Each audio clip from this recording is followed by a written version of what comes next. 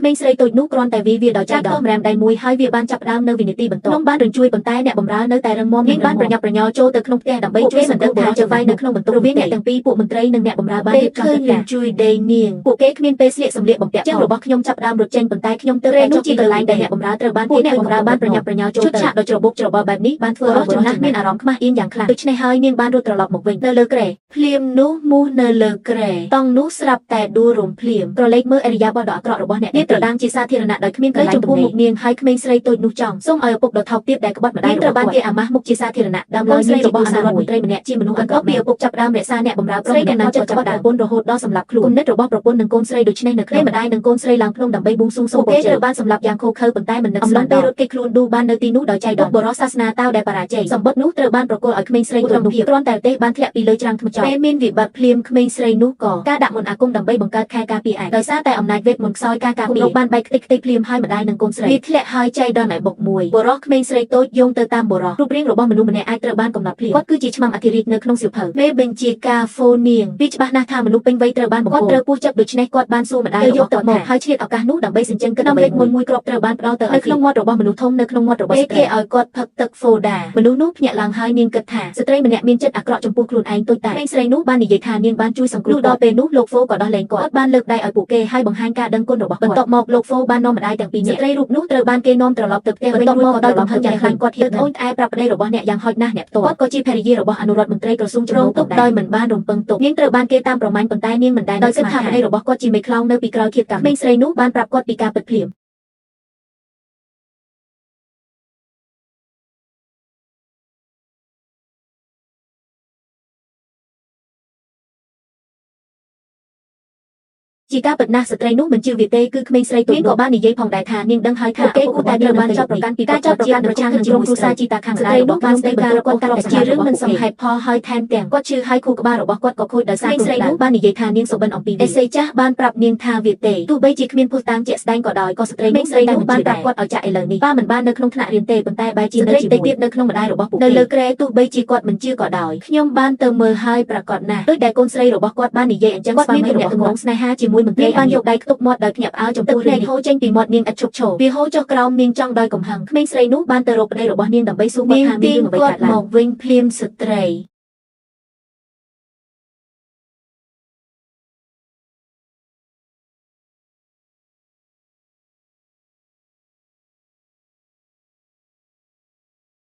សម្ដីរបស់កូនប្រុសគាត់ធ្វើឲ្យគាត់ភ្ញាក់ខ្លួនដូច្នេះគាត់បានរៀបចំខ្លួនត្រឡប់ទៅយករបស់របររួចយកកូនស្រីរបស់អ្នកពេលក្មេងស្រីនោះមកដល់ផ្ទះឪពុកម្ដាយរបស់នាងវាបានរៀបចំរបស់យ៉ាឲ្យសន្លប់ដូច្នេះការចាប់ផ្ដើមបានកើតមកឈុតឆាកដ៏អាក្រក់មួយប៉ុន្តែនៅពេលដែលពីលេខខ្ចប់អេវ៉ាន់រួចចេញមកក្រៅភ្លាមខ្ញុំក៏ត្រូវបានចាក់សហើយក្មេងស្រីតូចនោះបន្ទាប់មកកូនសសម្រាប់ទ្វារទាំងអស់បានលេចចេញស្ត្រីនោះភ្ញាក់ផ្អើលហើយសួរគាត់ថាតើមនុស្សម្នាក់អាចមានសមត្ថភាពបែបនេះដោយរបៀបណា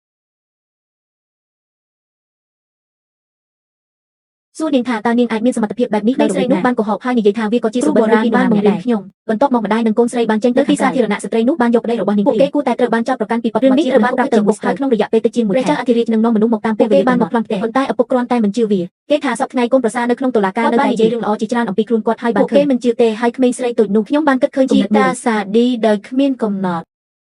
ពួកតាងគឺនៅក្នុងទីធ្លាខាងក្រោយផ្ទះសូមសួរជីតាសម្រាប់នួននិងម្ដាយផ្ដល់ឱកាសឲ្យខ្ញុំបញ្ជាក់វាចៅវាយនាយបានបញ្ជាឲ្យអ្នកណាម្នាក់ជីកភ្លាមជាក់ស្ដែងណាស់សម្បត្តិមួយត្រូវបានជីកកកាយសម្បត្តិសម្ងាត់ពីស្ត្រូវក្បត់ប្រទេសនេះគឺជាមិនអាចទៅរួចទេប្រសិនបើវាធ្លាក់នឹងរំដៃរដ្ឋាភិបាលរបស់ស្ត្រីហើយសម្បត្តិបន្តនិយាយថាស្វាមីខ្ញុំធ្លាប់នៅទីនេះដូច្នេះហើយទើបខ្ញុំនៅតែដើមទំពាំងបាយជូរគ្រីមស្វិតមួយនឹងដើមជើងចាស់មួយអ្វីនៅទីនេះរកចំណាស់ជប់មួយសន្ទុះពេលលើកូនស្រីស្ទើរជាមួយបានហូរចេញមកលើថ្ងាសរបស់ស្ត្រីនោះបានជំរុញឲ្យគាត់ចាក់ចេញភ្លាមបើមិនដូច្នោះទេវានឹងយឺតពេកតែបរិសុទ្ធចំណាស់រូបនេះគ្មានទោសសម្រាប់ពេលនេះទេហើយបានសម្ដែងការសង្ស័យជាបន្ទាន់ប្រជាជនអះអាងថាចាប់តាំងពីព្រះចៅអសិនបើមានការសង្ស័យកើតឡើងពួកគេលោកម្ចាស់បន្ទាប់មកបានបញ្ជាឲ្យក្រោកឈរឡើងគឺការវេចខ្ចប់និងការរៀបចំសម្រាប់គេខ្លួនពេលយប់ក្មេងស្រីតូចគិតថានាងមិនអាចយីសាឌីដូច្នេះគាត់បានកុហកហើយនិយាយថាគាត់បានទៅទីធ្លាខាងក្រៅហើយរត់ចេញភ្លាមនាងបានដើរទៅឃ្លាំងហើយរើសយកមួយដោយចៃដន្យបន្ទាប់មកគាត់បានចាក់ចោលរបស់មានអ្វីទាំងអស់ត្រូវបានរសាត់បាត់ទៅហើយនៅពេលនេះកូនប្រសាបានដឹកនាំបរិសុទ្ធរបស់គាត់ឲ្យចូលបរិសុទ្ធចំណាស់នោះពោពេញដោយកំហឹងគាត់បានហៅកូនប្រសារបស់គាត់ថាជាមនុស្សមានបេះដូងជាមនុស្សងងខ្លៅនៅតែព្យាយាមបង្ហាញអំពីភាពត្រឹមត្រូវរបស់ខ្លួនដោយនិយាយថារបស់ព្រះមហាក្សត្រគ្រប់យ៉ាងមានអ្វីពាក់ព័ន្ធនឹងខ្ញុំទេស្រីរូបនោះបានបង្ហាព័ត៌មានលម្អិតបន្ថែមចង់សម្រាប់ប្រពន្ធនិងកូនស្រីរបស់គាត់ទីបំផុតបរិសុទ្ធល្ងងនោះក៏ជប់ធ្វើឪពុកគាត់មិនសូវពូកែពេកទេល្ងងខ្លៅណាស់ព្រោះអ្នកដឹងរួចហើយថាខ្ញុំមិនប្រកាន់ទេក្នុងការប្រើប្រាស់អ្វីដែលគេនឹងរួចតែផ្លូវដោយខ្លួនឯងបានបញ្ជាឲ្យនាំឪពុកក្មេករបស់គាត់ទៅគ្រួសារមួយចុះហើយបញ្ជាឲ្យឆ្មាំកំពុងស្វែង ស្វែងរកភស្តុតាងនៅក្នុងទីធ្លាប៉ុន្តែគាត់បានសម្គាល់ឃើញដើមជើងខាងក្រោមត្រូវបានរកឃើញពួកគេបានចេញមកប្រុសបង្កើតរបស់ខ្ញុំបាននិយាយថាប្រសិនបើគាត់អាចស្មើនឹងការបោកបញ្ឆោតទៅឪពុកក្មេករបស់អ្នកបានប្រាប់ពួកគេឲ្យចេញបានចាក់ចេញពីគ្រួសារលាវហើយត្រូវបានរំលោភគាត់ត្រូវបានគាត់ទៅលើដីយ៉ាងខ្លាំងហើយបន្ទាប់មកដៃរបស់អធិរាជត្រូវបានព្រះរាជក្រែកគាត់ហៀបនឹងដកដៅចេញហើយការនាងតូចនៅជាមួយឪពុកក្មេករបស់នាងស៊ីស៊ីស៊ូបានគូដៃរបស់គាត់នៅក្នុងរឿងប៉ុន្តែមនុស្សថោកទាបនោះមានវាបានរៀបចំហើយយកមួយទៀតចេញពិតលិខិតសម្ងាត់ដែលចោទប្រកាន់សត្រូវពីបទ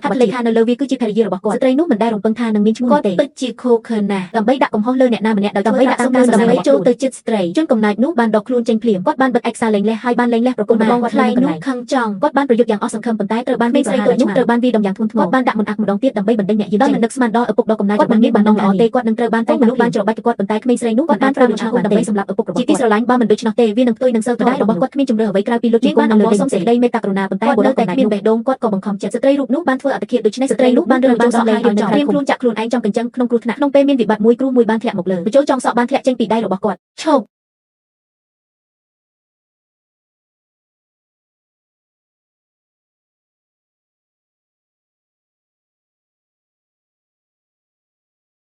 ជាហងឈីវ